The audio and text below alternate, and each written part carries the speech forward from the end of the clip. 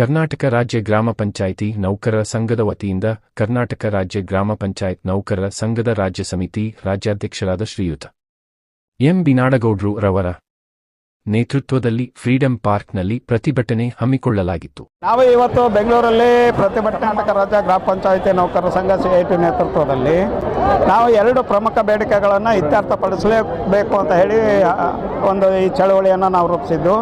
ಒಂದು, ಈಗ ಕನಿಷ್ಠ ವೇತನ ಏನು ಸರ್ಕಾರ ಕಾರ್ಮಿಕ ಇಲಾಖೆಯಿಂದ ಘೋಷಣೆ ಮಾಡಿದೆ, ಪಂಚಾಯಿತಿ ನೌಕರರು ಕನಿಷ್ಠ ವೇತನ ಕಾಯ್ದೆ ಅಡಿಯಲ್ಲಿ ಬರ್ತಾ ಇರೋದ್ರಿಂದ ಅವರಿಗೆ ಈ ಘೋಷಣೆ ಮಾಡಿದ ಸ್ಯಾಲ್ರಿಯನ್ನು ಇದೇ ತಿಂಗಳಿಂದ ಜಾರಿ ಮಾಡಬೇಕು ಅನ್ನೋದು ಒಂದು ಅಂಶ.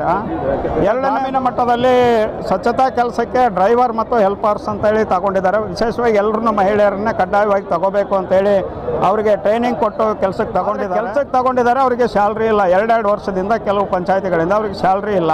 ಸ್ಯಾಲ್ರಿ ಕೊಡೋದಕ್ಕೆ ಕಾನೂನಲ್ಲಿ ಕೆಲವು ಅಡೆತಡೆಗಳು ಇದ್ದಾವೆ. ಯೂಸರ್ ಫೀ ಕಲೆಕ್ಟ್ ಮಾಡಬೇಕು, ಕಸ ವ್ಯಾಪಾರ ಮಾಡಬೇಕು, ಅದರಿಂದ ತಗೋಬೇಕು ಅಂತೇಳಿ. ಅದು ಖಂಡಿತ ಮಹಿಳೆಯರಿಂದ ಸಾಧ್ಯ ಆಗ್ತಾ ಇಲ್ಲ. ಮಹಿಳೆಯರು ಹೋಗಿ ಕೇಳಿದ್ರು ಗ್ರಾಮೀಣ ಮಟ್ಟದಲ್ಲಿ ಹಣ ಕೊಡ್ತಾ ಇದನ್ನು ಸರ್ಕಾರನೇ ಜವಾಬ್ದಾರಿ ತಗೊಂಡು ಅವರಿಗೆ ವೇತನ ಕೊಡೋದು ಮತ್ತು ಇನ್ನೊಂದು ಅವ್ರ ಕೆಲಸವನ್ನು ಪಂಚಾಯಿತಿಯಲ್ಲಿ ವ್ಯಾಪ್ತಿಯಲ್ಲಿ ಮಾಡಬೇಕು, ಸಂಜೀವಿನಿ ಒಕ್ಕೂಟದಿಂದ ಕೈ ಬಿಡಬೇಕು ಅಂತ ಹೇಳಿ. ಸೊ ಈ ಎರಡು ಬೇಡಿಕೆಗಳ ಬಗ್ಗೆ ನಿನ್ನೆ 1.5 ಗಂಟೆ ನಮ್ಮ ಹತ್ರ ಇಲಾಖೆ ಪ್ರಧಾನ ಕಾರ್ಯದರ್ಶಿಗಳು ಮತ್ತು ಇತರ ಅಧಿಕಾರಿಗಳು ಸೇರಿ ಚರ್ಚೆ ಮಾಡಿ ಒಮ್ಮತದ ಅಭಿಪ್ರಾಯಕ್ಕೆ ಬರಲಾಗಿದೆ. ಈ ತಿಂಗಳ ಸ್ಯಾಲ್ರಿ ಹಾಕಲಿಕ್ಕೆ ಒಪ್ಪಿದ್ದಾರೆ. ಹೊಸ ಸ್ಯಾಲ್ರಿ ಅಂದರೆ ಕನಿಷ್ಠ ವೇತನ 24,000, 23,000, 22,000 ಏನಾಗಿದೆ ಒಪ್ಪಿದ್ದಾರೆ. ಮತ್ತು ಇವ್ರಿಗೆ ಒಂದು ಸ್ವಚ್ಛ ವಾಹಿನಿಯವ್ರ ವಿಷಯಕ್ಕೆ ಬಂದಾಗ ಮಿನಿಸ್ಟರ್ ಅಧ್ಯಕ್ಷತೆಯಲ್ಲಿ ಒಂದು ಸಭೆ ಮಾಡಬೇಕಾಗತ್ತೆ. ಸ್ವಲ್ಪ ಪಾಲಿಸಿ ಮ್ಯಾಟರ್ ಇರೋದ್ರಿಂದ 1 ವಾರದ ಒಳಗಡೆ ಸಭೆ ಫಿಕ್ಸ್ ಮಾಡ್ತೀವಿ ಅಂತೇಳಿ ನಿನ್ನೆ ಮಿನಿಸ್ಟ್ರಿಗೆ ನಮ್ಮನ್ನು ಮುಂದೆ ಕುಂದಿರ್ಸ್ಕೊಂಡು ಮಾಡಿ ಅವರು ಒಪ್ಪಿಗೆ ತಗೊಂಡಿದ್ದಾರೆ. ಸೊ ಸೋಮವಾರದ ಒಳಗಡೆ ಒಂದು ಸಭೆ ನಡೀತಿದೆ, ಮುಂದಿನ ಸೋಮವಾರದ ಒಳಗಡೆ. ಆ ಸಭೆಯಲ್ಲಿ ಇವ್ರದ್ದು ಒಂದು ನಿರ್ಧಾರ ಭಾವನೆ ಇಟ್ಕೊಂಡಿದ್ದೀವಿ. ಮತ್ತು ಇದಲ್ಲದೆ ಇನ್ನೊಂದು 4 ಬೇಡಿಕೆಗಳ ಬಗ್ಗೆನೂ ಚರ್ಚೆ ಆಗಿದೆ. ಆ 4 ಬೇಡಿಕೆಗಳ ಬಗ್ಗೆ ತುರ್ತಾಗಿ ಆದೇಶ ಮಾಡಲಿಕ್ಕೆ ಅದು ಯಾವುದು ಪಾಲಿಸಿ ಮ್ಯಾಟರ್ ಇಲ್ಲ, ಅದರಲ್ಲಿ ಆಗಬೇಕಾಗಿರೋದ್ರಿಂದ ಆ 4 ಇಡಗಂಟು ಆಗಿರ್ಬೋದು, ಸೇವಾ ಹಿರಿತನದ ಮೇಲೆ ಇನ್ಕ್ರಿಮೆಂಟ್ ಕೊಡೋದಾಗಿರ್ಬೋದು, ರಿಕ್ರೂಟ್ಮೆಂಟ್, ಹೊಸ ರಿಕ್ರೂಟ್ಮೆಂಟ್ ಬಗ್ಗೆ ಇದೆಲ್ಲ ಆಗಿದೆ. ಪರಿಹಾರ ಮಾಡಲಿಕ್ಕೆ ವಿತಿನ್ 1 ವೀಕ್ ಅಂತ ಹೇಳಿದ್ದಾರೆ. ಸೊ ಹಾಗಾಗಿ ಹೋರಾಟವನ್ನು ಇಲ್ಲಿಗೆ ನಾವು ಮುಕ್ತಾಯ ಮಾಡಿದ್ವಿ. ನನ್ನ ಹೆಸರು ಎಂ ಬಿ ನಾಡಗೌಡ ಅಂತೇಳಿ, ಕರ್ನಾಟಕ ರಾಜ್ಯ ಗ್ರಾಮ ಪಂಚಾಯಿತಿ ನೌಕರ ಸಂಘದ ರಾಜ್ಯ. ಅದೇ ಅವರು ಪರಿಹಾರ ಮಾಡೋದಕ್ಕೆ ಒಪ್ಪಿದ್ದಾರೆ. ಈಗ 6 ಬೇಡಿಕೆಗಳ ಬಗ್ಗೆ ಸಹಮತ. 6 ಬೇಡಿಕೆಗಳನ್ನು ನಾವು ಪರಿಹಾರ ಮಾಡ್ತೀವಿ. ಅದರಲ್ಲಿ ಯಾವ ವ್ಯತ್ಯಾಸ ಇಲ್ಲ. 1 ಬೇಡಿಕೆ 5 ಬೇಡಿಕೆಯನ್ನು ಪರಿಹಾರ ಇವಾಗಲಿಂದ ಪ್ರಾರಂಭ ಮಾಡ್ತೀವಿ. ಅದನ್ನು ತುರ್ತಾಗಿ ಆರ್ಡರ್ ಮಾಡ್ತೀವಿ.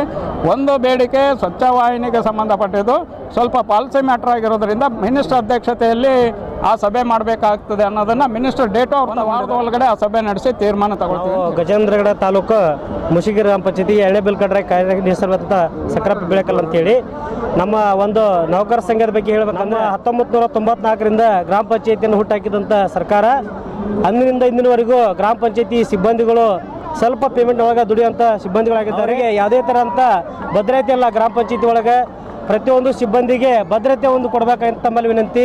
ಅದೇ ರೀತಿ ಇದೇನು ಕನಿಷ್ಠ ವೇತನ ಅಂತ ಜಾರಿ ಮಾಡಿದಾರಲ್ಲ, ಅದು ಒಂದಕ್ಕೆ ನಾವು ಧನ್ಯವಾದಗಳನ್ನು ತಿಳಿಸ್ತೀನಿ. ಇಷ್ಟು ದಿನ ದುಡಿದಿರ್ತಕ್ಕಂಥ ಎಲ್ಲ ಸಿಬ್ಬಂದಿಗಳಿಗೂ ಹೆಚ್ಚಿನ ವೇತನವನ್ನು ಕೊಟ್ಟಿರ್ತಕ್ಕಂಥ ಸರ್ಕಾರಕ್ಕೆ ಧನ್ಯವಾದಗಳು. ಹಾಗೂ ರಾಜ್ಯಾಧ್ಯಕ್ಷರಾಗಿರ್ತಕ್ಕಂಥ ನಮ್ಮ ಎಂ ಬಿ ನಾಡಗೌಡ ಸರ್ ಅವ್ರಿಗೂ ಧನ್ಯವಾದ ತಿಳಿಸ್ತೀವಿ. ಅದೇ ರೀತಿ 31/10/2016 ಪೂರ್ವದಲ್ಲಿ ದುಡಿದಿರ್ತಕ್ಕಂಥ ಎಲ್ಲ ಸಿಬ್ಬಂದಿಗಳು, ಕೆಲವಷ್ಟು ಸಿಬ್ಬಂದಿಗಳು ಸ್ವಚ್ಛವಾರು, ಹೊಳ್ಳಿ ವಾಟರ್ಮ್ಯಾನು, ಸಿಪಾಯಿಗಳು, ಬಿಲ್ ಕಲೆಕ್ಟರ್ಗಳು ಹೆಚ್ಚಿನವಾಗಿರೋ ಬಾಕಿಗಳಿದಾವೆ. ಅದು ಜಿಲ್ಲಾ ಹಂತವಾಗಿರ್ತಕ್ಕಂಥ ಸಮಸ್ಯೆ. ಅದನ್ನು ಕೂಡಲೇ ನಮ್ಮ ರಾಜ್ಯಾಧ್ಯಕ್ಷರು ಕೆಲವಷ್ಟು ನಮ್ಮ ಸಂಘದ ಮುಖಾಂತರ ಅದನ್ನು ಬಗೆಹರಿಸಬೇಕಂತೇಳಿ ತಮ್ಮಲ್ಲಿ ವಿನಂತಿಸ್ಕೊಳ್ತೀನಿ. ಸರ್ಕಾರಕ್ಕೂ ಮನವಿ ಮಾಡ್ಕೊಳ್ತೀನಿ. 31/10/2017 ಪೂರ್ವದಲ್ಲಿ ಇರ್ತಕ್ಕಂಥ ಎಲ್ಲ ಸಿಬ್ಬಂದಿಗಳದು ಏಕಕಾಲ ಅನುಮೋದನೆ ಮಾಡಿಕೊಡ್ಬೇಕಂತೇಳಿ ತಮ್ಮಲ್ಲಿ ವಿನಂತಿ.